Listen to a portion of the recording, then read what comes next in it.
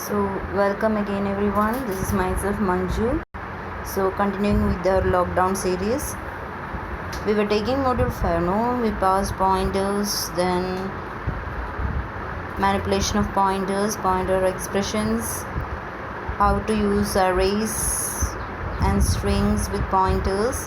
Okay, now I was just describing about how to use pointers with arrays, and that was a simple example. This was a very simple example to how to access the array contents using pointers. Actually, the program was finding out the sum of the array elements, but the logic is to find the sum of array elements, but we are stressing on how to declare pointers to arrays and how to access those elements. So to access elements you have to do star ptr, then to access the next element do ptr plus. So at the end I already explained the for loop and all. Then at the end you will be getting the sum. Okay, now the next topic is array of pointers. Array of pointers, till now I said a pointer pointing to an array. The array can be of character, it can be an array of floating point numbers, it can be an array of integers and all. But here what happens is that there are so many pointers. And we are collecting them and making it an array. So this comes array of pointers. That is, array of pointers represents a collection of addresses. Now how to declare that one? See the difference. In star in array, in the square brackets 10, the size of the array. That means in array is a collection of pointers. It's not just a pointer, it's a collection of pointers. How many pointers? It can hold up to 10 pointers. What type of pointers? Integer pointers. Okay, now an example for that. Hash include iostream.h, conio, string, ctype, string and ctype to manipulate the string and characters. Now void main int I equal to 0, character char car star ptr 10.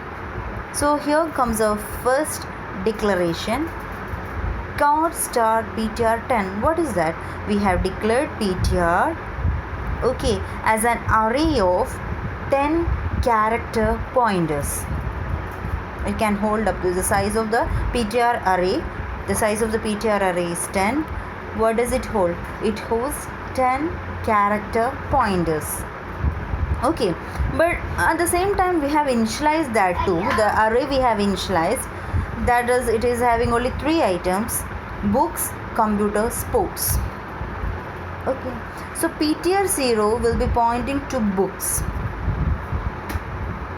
Actually books is a string, that is an array of characters. No, so ptr 0 will be pointing to books, ptr 1 will be pointing to computer, and ptr 2 will be pointing to sports. And these pointers ptr 0, ptr 1, ptr 2 are clubbed into an array. Now we have declared another string of size 25, character string of size 25. Now next, see out, enter your favorite leisure pursuit. See in str. See, if I have entered music there, str, music. Okay, so I have to check whether music is there in the option or not. So how come we have to check the array elements each by each? Okay, so for I equal to 0, I less than 3, I plus plus. So the first value I is 0. If not string number str star ptr I. Okay, so star ptr I is a string compare function. Star ptr I, what is the I value? 0. ptr 0, ptr 0, that pointer is pointing to books. So star ptr means it's books. So I have entered music.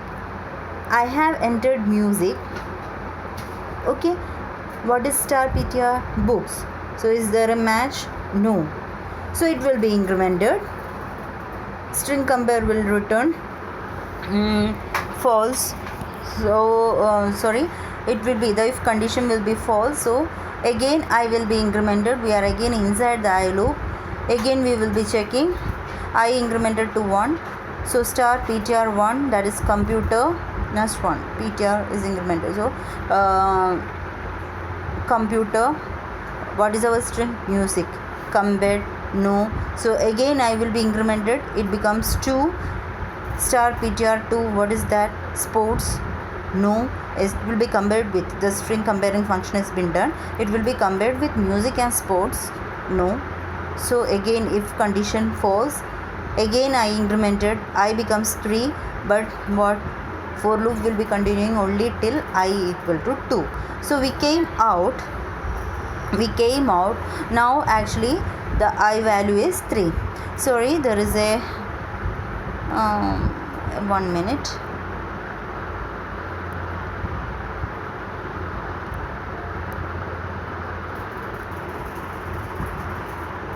Here I equal to it will be 3. Okay, what I have done is that I have lessened the numbers from the textbooks. So only we are having 3, no. Books, computer, sports. Okay, so it will be 0, 1, 2 in the 0th location books, in the first location computer, in this ptr 2 will be having sports. Star ptr 2 will be having sports. So I will be with 3. There is a instead of 4 you have to write 3 there. Okay, now what is the current value of I? 4. So we came out of the loop. I equal to 4. Yes, your favorite not available here. Music was my favorite, is not available here. Now take another example. If I have entered computer, in str, it will be checking. I becomes 0. String compared. What is ptr 0? Books and computer will be compared. If condition false, gone. I incremented. I becomes 1. Star ptr 1, what is that? Computer and computer, yes. String compared, same, 0. So if condition is true. Okay, so what? That if close will be worked. See out, your favorite pursuit is available here. Break. That means I have entered in when the program is being run, I will be enter your favorite pursuit. I have entered computer. It compared computer with the second location, that is ptr 1. String comparison became true. So your favorite pursuit is available here. So whatever, here the stressing point is just how we are declaring this pointers, collection of pointers. That is, here we have declared an array of character pointers. How we are accessing pointer values, that is the thing to be stressed out. Okay, now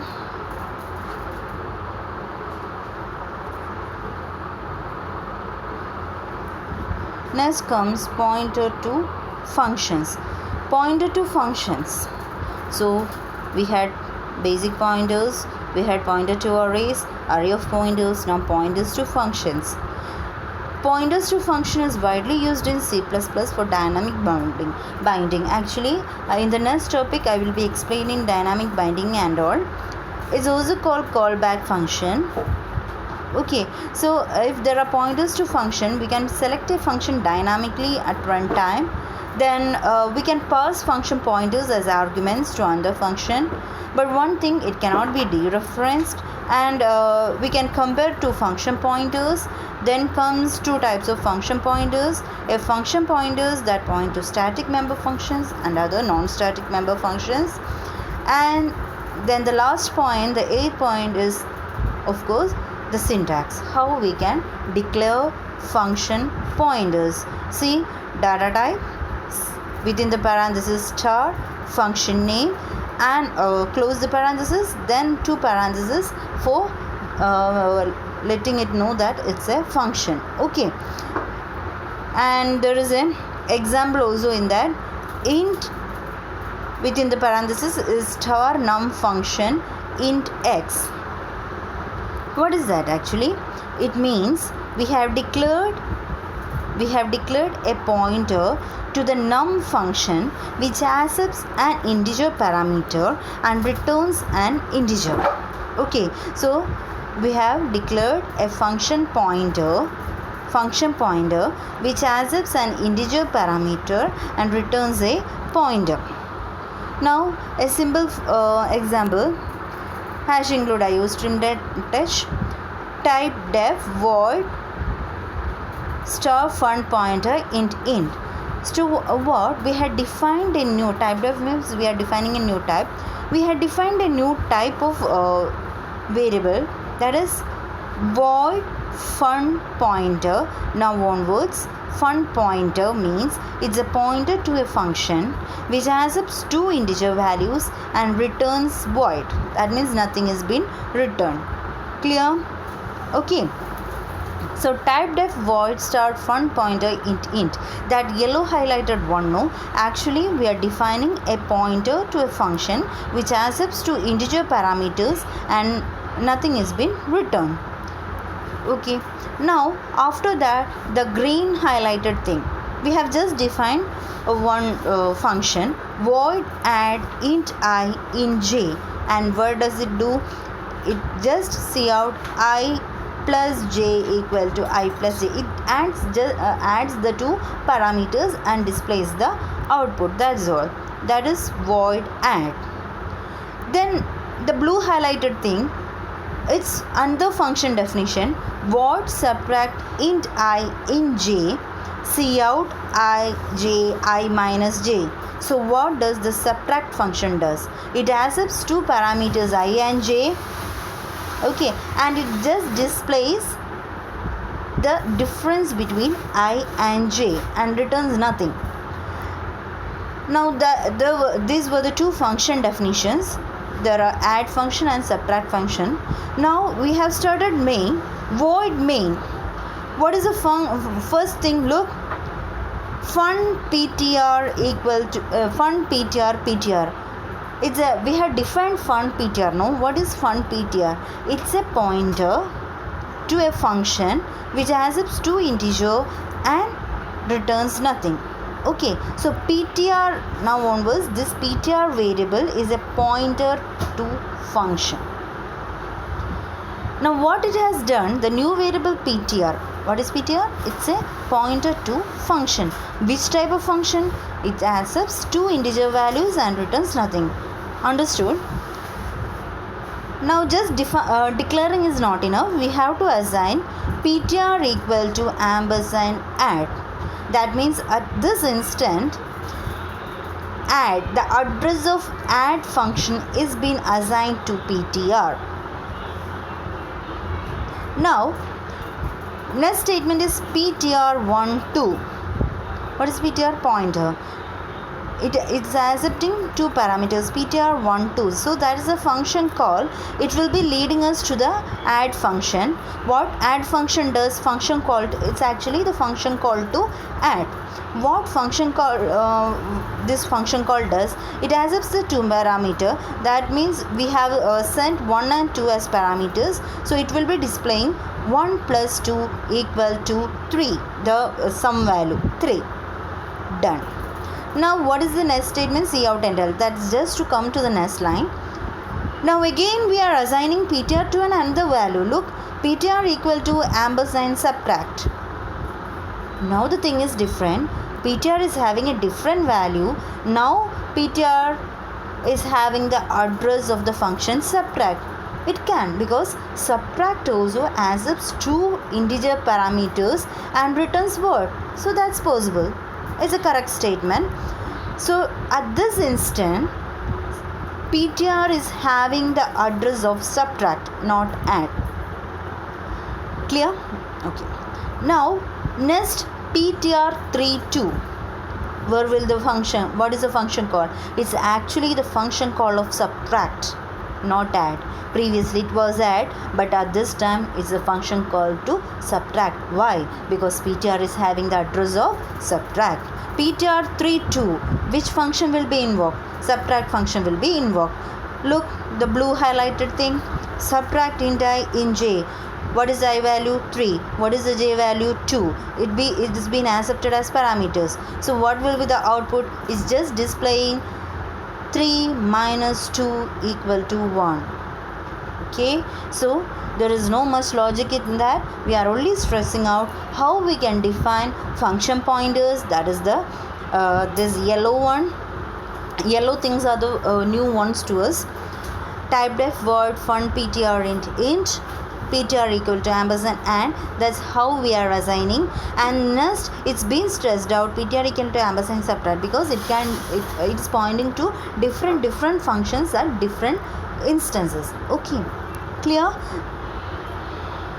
Now we can go to pointer to objects.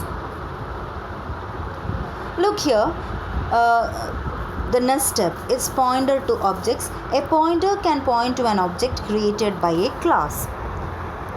If item is a class, how we will be declaring an object? Item X. The same way we can declare and pointer to the object also. What is the difference? Just like we are declaring in star ptr, we are declaring item star it ptr. So what is it ptr now? It's a pointer to the objects. Declaring is not enough, so we have to assign also. It ptr equal to ampersand X. So what is the situation now? The address of X object is being stored in it ptr. Understood? Okay. Now the next point is the three ways we can, since we are studying the pointer to object functions, no, now there is a new scope. We can refer to member functions.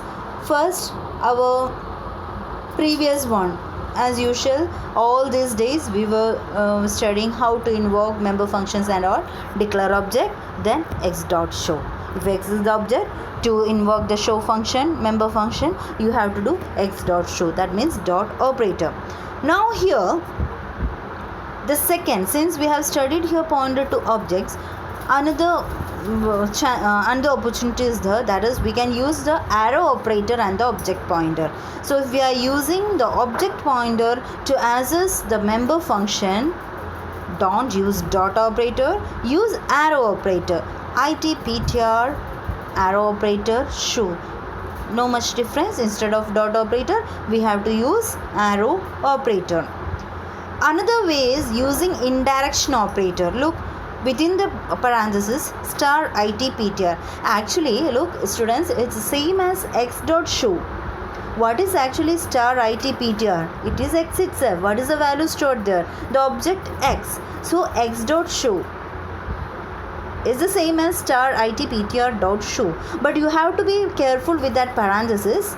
Okay, because dot operator is having higher precedence than a star. So always put it star. If we are using indirection operator to access member function, use that parenthesis. The same parenthesis star it ptr, close the parenthesis, dot show function.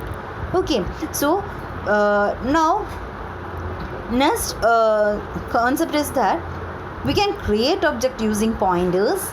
That is dynamic creation. I have taught you about new and delete. Dynamically we can create, allocate and deallocate memory space, and the keywords are new and delete, new operator, delete. So that is the another scope of pointer to objects. Clear? Now I think in the next section I will explain the pointer to objects program, because I think it's exceeding the time limit now. Okay.